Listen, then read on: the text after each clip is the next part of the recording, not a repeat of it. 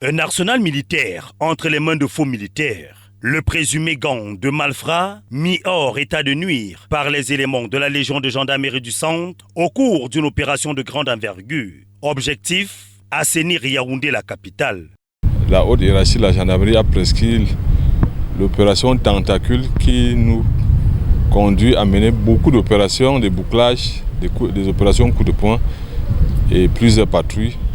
Et ce sont ces opérations qui nous ont permis d'interpeller ces suspects en possession de beaucoup d'effets militaires, dont une arme de guerre et des munitions. Ce vendredi 10 avril est jour de présentation à la presse. Occasion de faire un retour sur le théâtre des opérations au quartier Liguesouno dans le 5e arrondissement sous forte escorte.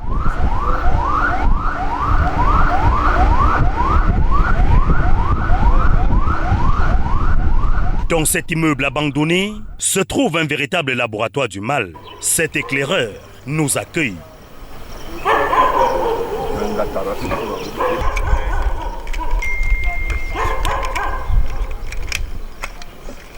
Bienvenue en Colombie, nom de baptême des lieux. C'est à proximité de cette bâtisse de 14 étages que les corps de 2 jeunes femmes avaient été retrouvés le 28 mars 2026 au lieu dit derrière immeuble Jaco.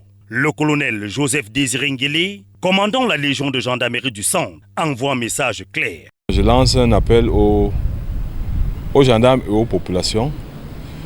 Au premier, de continuer à mener des opérations et surtout de cibler les maisons abandonnées, les chantiers abandonnés et tous les bosquets, toutes les zones criminogènes qui pourraient exister dans la ville et ses environs. Et aux populations, de dénoncer toutes les maisons abandonnées autour d'eux.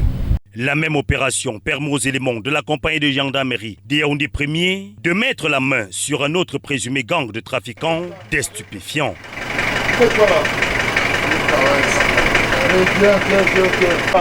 Ça c'est quoi? Vous faites quoi avec ça? Nous avons interpellé 19 individus en pleine consommation et vente de stupéfiants, parmi lesquels on a retrouvé 2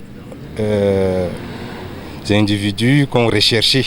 La descente de ce 10 avril 2026, au lieu du pont de la gare, permet aux Pandores de mettre la main sur d'autres hors la loi. Les présumés malfrats et trafiquants feront désormais face à la rigueur de la loi.